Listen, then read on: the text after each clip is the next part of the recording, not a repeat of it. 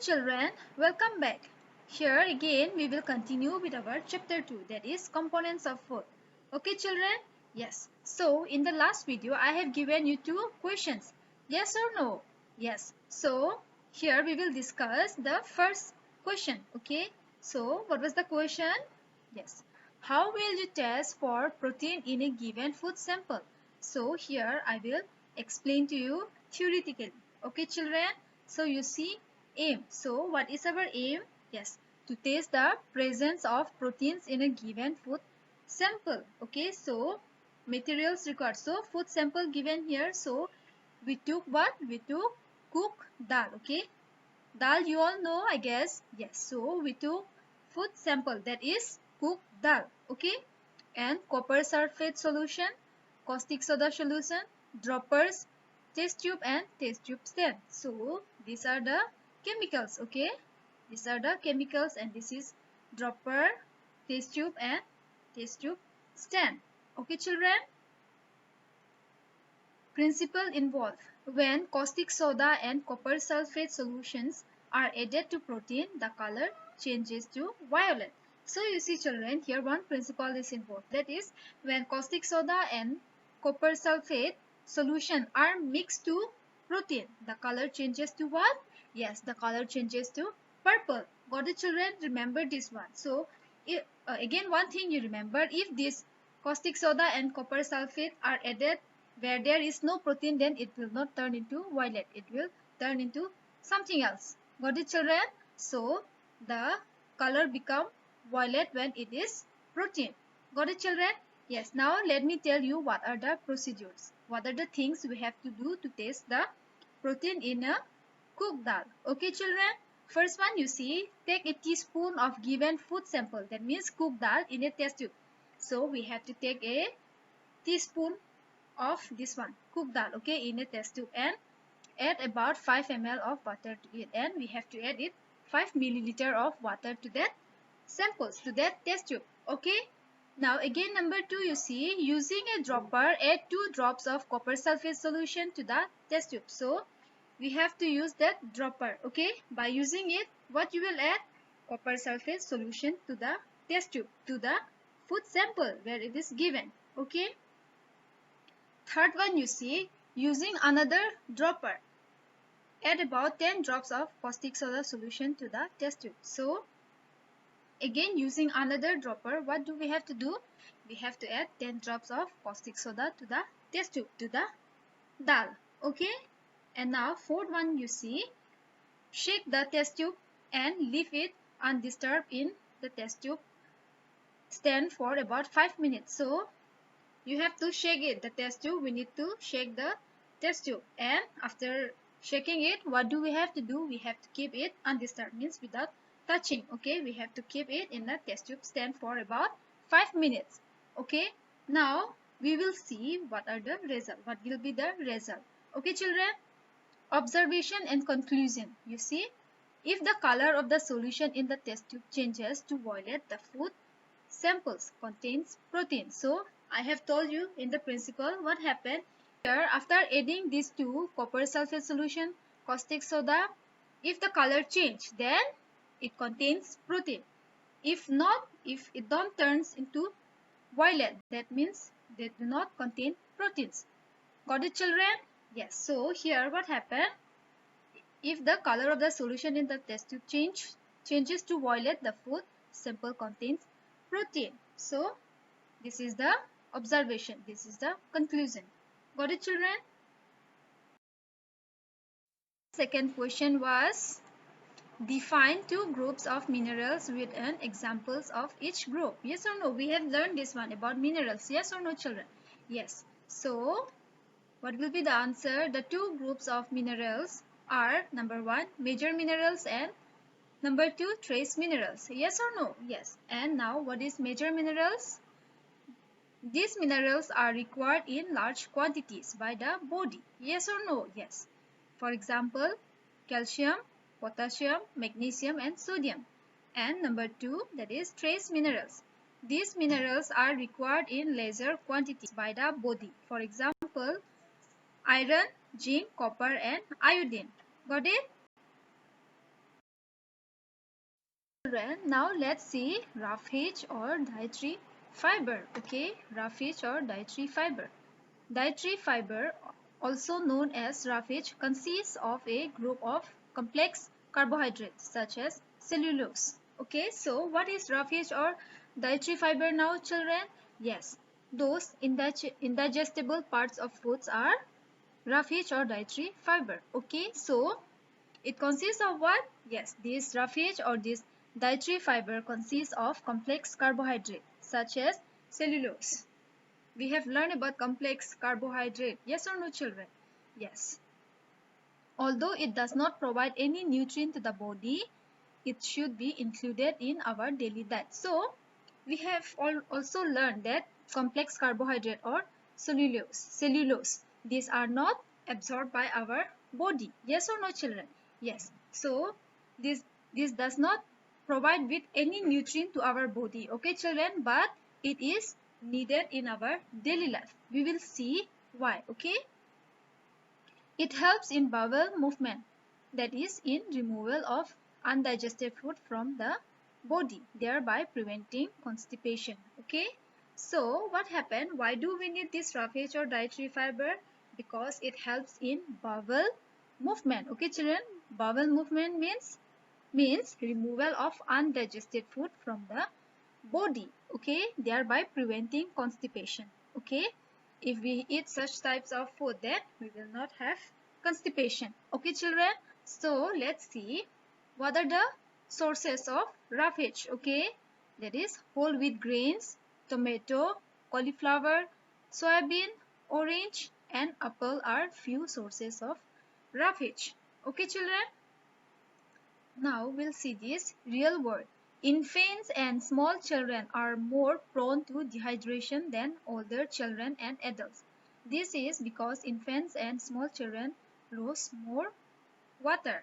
Okay, what happened? Infants means very small baby. Okay, like 1 to 2 months of a baby, they are infants, and small children are more prone to dehydration than older children and adults. So children, now here dehydration means it is a deficiency of water in the body. Okay, these infants and small children are more to dehydration. Okay, this is because infants and small children lose more water. Why do they have dehydration? Because they lose more water. Got it, children? Water. Our body is made up of about 70% of water. So children, our body is 70% of water. Okay, our body is made up of about 70% of water. Okay, water is required for all the body functions and to maintain the body temperature. So our body functionings need water. Okay, and this water help in maintaining the body temperature. Okay, it is a major component of blood and aids in digestion. Okay, our blood have this water. Okay, and this water help in digestion also.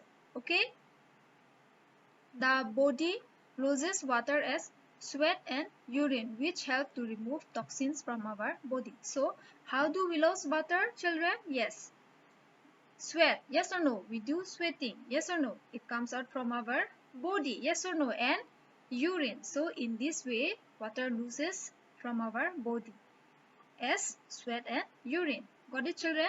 So in this way, it also removes toxins from our body. Toxins means poisonous. Okay? Like this, it removes toxins from our body. Got it, children? Yes. To make up for the lost water, the body requires a constant supply of water throughout the day. So, to make up for the loss of water, so when water loses, again we need to drink water. Yes or no? To maintain our body. Yes or no? To maintain the temperature, to maintain the constant supply of water throughout the day, we have to drink water throughout the day. Okay? Drinking about 8 to 10 glasses of water daily keeps the body healthy. So we have to drink 8 to 10 glasses of water daily, okay, to keep our body healthy. Got it, children? Yes. Excessive loss of water leads to dehydration, which is harmful for the body and can sometimes be fatal. So, what happens if sometimes water losses very much? Yes or no? And that leads to dehydration. Okay, I have told you what is dehydration. Yes, it is a harmful reductions of the water from our body. That means deficiency, okay, of water in the body. Got it, children? Yes. So what happens if we loses excessive of water from our body? Yes, we might get sick. Yes or no? And can sometimes be fatal. So children, now fatal means what? It can be very serious. Fatal means serious. Okay. Other sources of water include fruits, vegetables, and milk.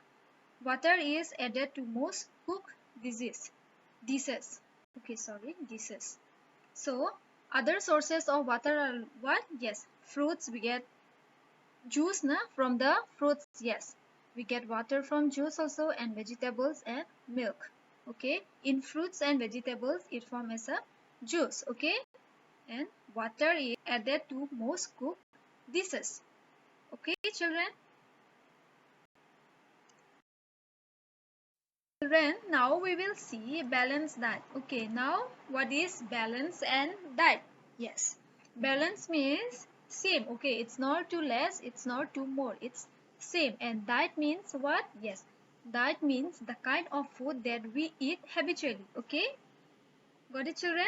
Yes, so now balanced diet means we have to eat everything in a right proportion. Okay, yes, now we'll read this. A diet that contains all the necessary nutrients in right proportion for us to stay healthy and fit is called a balanced diet. So you see, children, every nutrients we have to eat in the right proportion to stay fit and healthy. Got it, children? So that is called balanced diet. The composition of the balanced diet varies for different people based on their age, physical activities, gender, and health. Okay, so balanced diet. Again, this composition of this balanced diet are varies different according to our age, our physical activities, gender, and health. Okay, growing children and pregnant women need more proteins as these help in the growth. Okay, so these growing children and pregnant women need more proteins. Okay, because they help in the growth. Yes or no? Small children, they need to grow, so they need more protein. And pregnant woman, they have a 1% inside her body. Yes or no? So this protein is more needed for them. Got it, children? Yes. People who do a lot of physical work need more carbohydrates as they have higher energy requirement as compared to an office worker or an old person. So people who do physical work, okay, like heavy works they do, they need more carbohydrates, okay, as compared to the one who just sit in a office or an old person. Okay, children? Yes. People who are unwell of recovering from an ailment should eat light and easy to digest food. They should drink plenty of fluids and avoid fat-rich children. So those people who are unwell or those who are sick, okay, or those who are recovering from ailment should eat what? Should eat light and easy to digest food. Okay. They should drink plenty of fluids means juice, drink, milk, okay, and they should avoid what? Yes, they should avoid fat rich food. Those food with rich of fats, they should avoid eating those kind of food. Okay, children? Children, what do you see here? Yes, it's a pyramid. Yes or no? Yes, it is a food pyramid for a balanced diet. Okay, so here it shows what are the food we need to eat more and what the food we need to be eat medium and what food we should eat the less. Okay, children? So pyramid we know it is wide at the bottom. Yes or no? And it goes up like this and very small at the top. Yes or no, children? So here first we will see at the bottom. You see rice, bread, okay, corn. You see all these whole grain cereals. So rice and cereals. So these things we need to eat more. Okay, children. And next, what come? A little lesser than this one's rice and cereals. What comes? Those are fruits and vegetables. Okay. And next, what become? Again, we need to eat that food lesser than the fruits and vegetables. What are those? Those are milk products, eggs and meat. So you see, this is chicken, this is meat, yes or no? Egg and some are the milk and some are milk product. Got it, children? And you see on top, the topmost, what do you see? Those are chips, cake, chocolate, biscuit, yes or no? Yes, those are contain what? Fats, yes or no, children? Yes. So these are the things we need to eat the less. Got it? So here also it's written fats, sugar and salt. We have to eat minimum. Got it, children? Yes. So here are two more questions again. One is define a balanced diet. We have gone through this. Yes or no, children? Yes. And second one, you see, write any three functions of water in our body. So you try to find out these two questions. Okay, you try to find out the answers. Okay, so let's stop here for today. Let's meet in the next video.